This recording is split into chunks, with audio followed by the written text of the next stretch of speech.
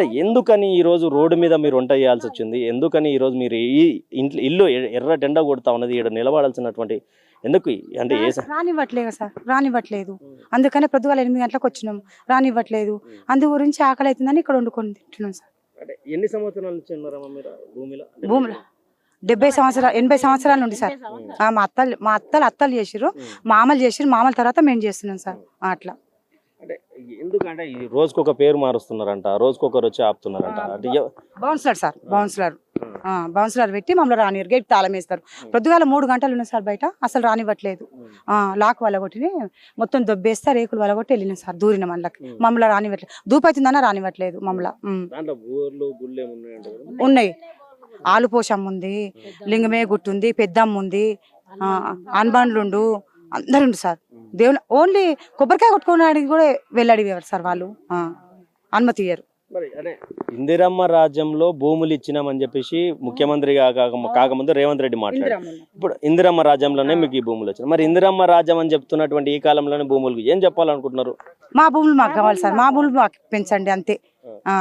మా భూములు మాకు కావాలి. ఇందిరమ్మ రాజ్యం అంటే ఇదే రౌడీ రాజ్యం. ఇందిరమ్మ రాజ్యము పేదలను చూసి ఇచ్చింది, ఇప్పుడేమో రౌడీ రాజ్యం అయింది. ఇందిరమ్మ పాలనే కానీ రౌడీ రాజ్యం అయింది. మాకు ఏ రాజ్యం అన్నా కానీ మా భూములు మాకు ఒకటి కావాలి అంతే. అంతే భూములు కావాలి మాకు, ఏదొద్దు. మాకుంది 6 ఎకరాలు, మా మరిదికో 6 ఎకరాలు, మా మామకో 6 ఎకరాలు, నాకో 6 ఎకరాలు ఉన్నది. మంచి 6 ఎకరాలు గుట్టలలో అక్కడ ఉంటుంది. ఆల్పోషమ్మ దగ్గర ఉంది. ఆల్పోషమ్మ గుడి కాడికి వచ్చి ఏదైనా పంట వండినా ఏమన్నా చేయాలంటే కూడా దొనసేను ఏదైనా నేరాలంటే ఆల్పోషమ్మ కాడ పూజ చేసుకొని కొబ్బరికాయ కొట్టుకొని వచ్చి మా దొనసేను ఎడుదుము. అప్పుడు మా అత్త మా మామ మస్తు బాధపడ్డాం, మేము కూడా అలసరిగా బాధపడ్డాం. ఇప్పుడు ఏదొద్దు మాకు, మా భూములు మాకు కావాలి. అప్పుడు ఇందిరమ్మ రైతులను చూసి పేదోళ్ళని చూసి కడుపు నింపింది. ఇప్పుడేమో పేదోళ్ళ పొట్టగొట్టి మీరు నింపుకుంటున్నారు. మాది మాకు ఇయ్యండి, ఏదొద్దు మీ ఆస్తులు, మా భూములు మాకు ఇయ్యరు అంతే. ప్రభుత్వ భూమి మేము తీసేసుకుంటాం అంటున్నారు. అట్లా కాదు, ప్రభుత్వది కాదు, అది రైతులది. నువ్వు నీ పన్ను కట్టిన కాగితం చూపి, మరి మా తాతలు మా మామలు కట్టిన కాడికెళ్ళి చూపిస్తాం మేము. లేకుంటే నీ ఎవరైనా దున్యాలు చూపి నీకు ఎవరు చెప్తున్నారో వాళ్ళందరూ వచ్చి మాట్లాడమని సార్. అదొక్కటే న్యాయం మాకు. మీరు వాళ్ళన్నారు వీళ్ళన్నారు అని ఒక్కరికొకరు చెప్పుకుంటారు, కానీ మాకు న్యాయం చేసి మాట్లాడేది ఒక్కటే న్యాయం కావాలి మాకు. మా భూములు మాకు ఒకటే కావాలి. ఇందిరామనేమో కడుపు చూసింది, ఇప్పుడేమో నువ్వు కడుపు కొడుతున్నావు రేవంత్ రెడ్డి. మరి ఎవరిని న్యాయం చూస్తున్నావో, ఎవరికి అన్యాయం చేస్తున్నావో మాకు అర్థమవుతలేదు. మాకైతే ఇప్పుడు అన్యాయం అవుతుంది. మళ్ళీ 4 గంటల అప్పుడు చంద్రబాబు నాయుడు ఈడికే వచ్చి న్యాయం చేసిండు. మళ్ళీ ఇంద్రసేన రెడ్డి వచ్చిండు, అరెస్ట్ అయినాము, జైలుకు పోయినాము, న్యాయం చేసిండు. ఇప్పుడు మళ్ళీ రేవంత్ రెడ్డి వచ్చిండు, మళ్ళీ ఇదే బాధ అవుతుంది. కొన్ని రోజులు కేసీఆర్ ఉన్నాడు, భూముల దగ్గరకు రాలే, మళ్ళీ ఇప్పుడు ఇదే అవుతుంది. మళ్ళీ 4 గంటల సంది మళ్ళీ ఇది బాధ పెడుతున్నారు. మా భూములు మాకు కావాలి, మాకు ఏదొద్దు, మీ ఆస్తి ఇయ్యకు, నీ ఇంట్లోకెళ్ళి ఇయ్యకు, మేము ఏ దున్యమో మా పొలం చూసేయి అంతే. అంటే కరెంటు బిల్లు, మోటార్ల బిల్లులు అవన్నీ అన్ని ఉన్నాయి. బోర్లు ఉన్నాయి, బోర్లు వేసిన బోర్ల రాళ్ళు కొట్టిండ్రు, బావులతోనే ఉన్నాయి, కరెంట్ బిల్లు ఉన్నాయి, అన్నీ ఉన్నాయి. కొంతమందికి బోర్ వేసుకుర్రు, కొంతమంది ఉట్టిగా సాగు పొలం చేసుకున్నారు సార్.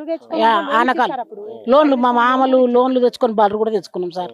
ఇంటింటికి వచ్చి అమ్మ గవర్నమెంట్ వాడు వచ్చిందంటే పైసలు కట్టలేక దుడ్డల సాటుకు బర్రె సాటుకు కొట్టాల సార్ దాకురు సార్. మా మామలు బాసాలు ఉంటే వేసుకొని పోయారు గవర్నమెంట్ వాడు. అంత బాధపడి మా మామలు మొత్తం సంపాదిస్తే ఇవాళ మేము చేసుకుందామంటే మమ్మల్ని ఇంత అవతారం చేసారు సార్. మరి మేము ఎట్లా బతకాలి చెప్పు? ఇప్పుడు ఈ రోజులలో ఎట్లా బతికేది ఉంది? మా ఉసురు ఎట్లా ముడుతుండొచ్చు వాళ్ళకు? మమ్మల్ని అన్యాయం రోడ్ల పాలు చేసిరు సార్. ఇప్పుడు ఆనాడు చంద్రబాబు నాయుడు చేస్తే అరెస్ట్ అయ్యి నాంపల్లి స్టేషన్ కాడ ఎర్ర టెండలు సార్, ఎర్ర టెండలో కూర్చున్నాం సార్. మేము అంత బాధపడ్డాం. అంత బాధపడి మా భూమి మేము మలుపుకున్నాం. మళ్ళీ ఏమంటే వచ్చిందో ఏమో, మరి 4 ఏళ్ళ సంది అందులోకి అడుగు పెట్టనిస్తలేరు సార్. మా ఉసురు ఎట్లా ముడుతుండొచ్చు వాళ్ళకు? మా కలకల తేరి మీ పన్ను కట్టిన కాలం తేరి. నిన్న మొన్న వచ్చిండు కోయిరోడు ఎవడు సార్? అడు మా భూములకు ఎవడు? నీదేముంది? నీ తాత దున్నాడా? నీ అమ్మ దున్నదా? నీ అమ్మ ఇత్తనం వేసిందా? తీసుకురా, మరి మీ ఆయన తెస్తాం, నీ ఆయన తీసుకురా. ఏమనంటే పట్ట మీద ఉండి దున్నుకున్నందుకే మాది భూమి సార్.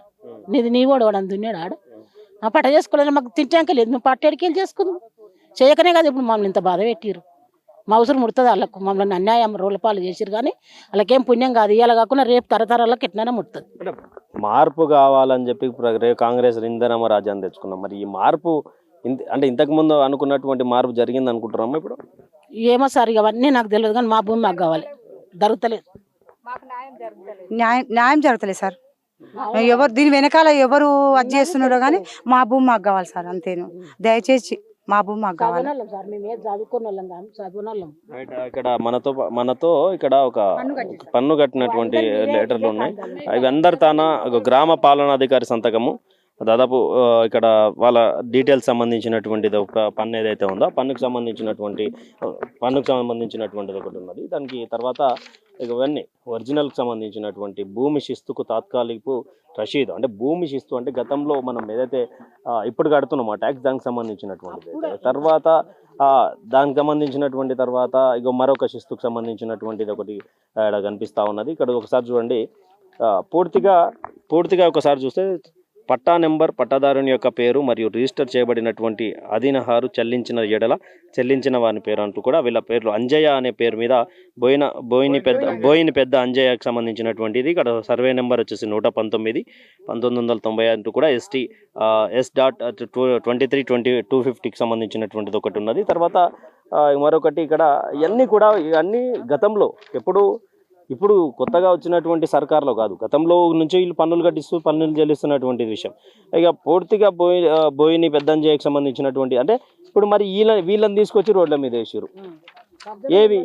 ఏవి మీ ఆధారాలు ఏవి అంటే వీళ్ళు చూపిస్తా ఉన్నారు. మరి లోపల కూర్చున్నటువంటి బౌన్సర్లు ఎవరైతే 50 మంది ఉన్నారో 50 మందినే చూపించమన్నారు, లేకపోతే ఆ కోహినూరుకు సంబంధించినటువంటి వాళ్ళు ఎవరైతే ఉన్నారో కోహినూరు చూపించామన్నారు. మేళా అన్నారు కదా, మేళకు ఎవరైతే వచ్చారో వాళ్ళకి సంబంధించినటువంటి వాళ్ళని చూపించమన్నారు. మరి ఇవేంది ప్రభుత్వం ఇచ్చినటువంటి భూమి అని చెప్పి వాళ్ళు ఒప్పుకుంటున్నారు. మేము కష్టపడి కొన్నాము అని చెప్తలేరు. ఆనాడు ఇందిరమ్మ రాజ్యంలో సీలింగ్ యాక్ట్లో వచ్చినటువంటి భూములు మాకు, కాకపోతే దాంట్లో మా తాతలు మా ముత్తాతలు ఎవరైతే మామల తండ్రులు ఉన్నారో వాళ్ళు కాపాడుకుంటూ వచ్చినటువంటి దాన్ని, అమ్మకుంటూ వచ్చిన దాన్ని మేము కాపాడుకుంటూ వచ్చినాం తప్ప దీన్ని మేము కొనుక్కున్నదాన్ని అయితే మేము ఒప్పుకోము. మేము నాకు పట్టాదారులం అని అంటలేము, కానీ వీళ్ళెవరు మా మీద పెత్తనం చేయడానికి కూడా ఇక్కడ మహిళలు ఆడుతూ ఉన్నటువంటి పరిస్థితి. అంటే బోయిని పెద్ద మీకు అంటే మొత్తం ఆడ ఆధారాలు ఉన్నాయి. మరి మీరు లోపలికి రానటువంటి పరిస్థితి రానిస్తలేరు. మా మరిది పోతా గిట్లా కొట్టిర్రు, 8 మంది కొట్టిర్రు మా మరిది పోతా గిట్లా. ఎన్ని రోజుల కింద ఇప్పుడు సంవత్సరం దగ్గరకు వచ్చింది, సంవత్సరం కాలేదు. కొట్టిండు మా మరిది పిచ్చి చేస్తున్నాడు. మళ్ళా ఇంకో మామ పోయి ఆ భూమి గురించి ఉరిపెట్టుకొని చచ్చిపోయిండు. చాలా మంది ఇదైపోయారు భూముల గురించి, కానీ వాళ్ళకి కొంచెము ఇది అనిపిస్తలేదు.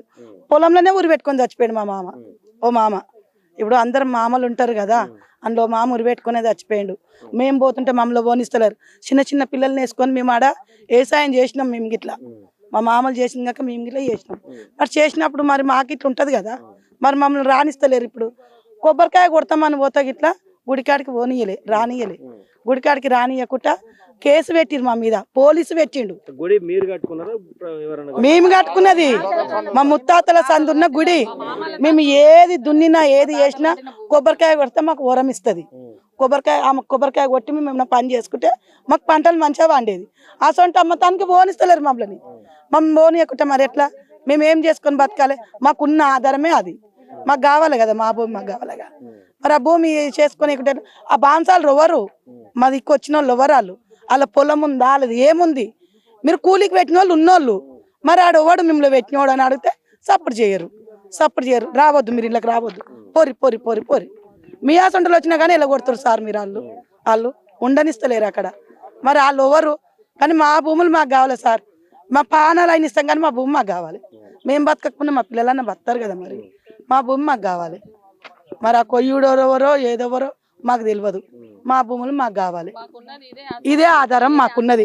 వేరే ఆస్తులు ఏం ఆస్తులు లేవు. మాకున్న ఆస్తి మా అత్తమామ ఇచ్చిన ఆస్తి అది. మా అత్తమామ ఇచ్చిరు, చచ్చిపోయారు. ఈ బెంగతోనే చచ్చిపోయారు చాలా మంది.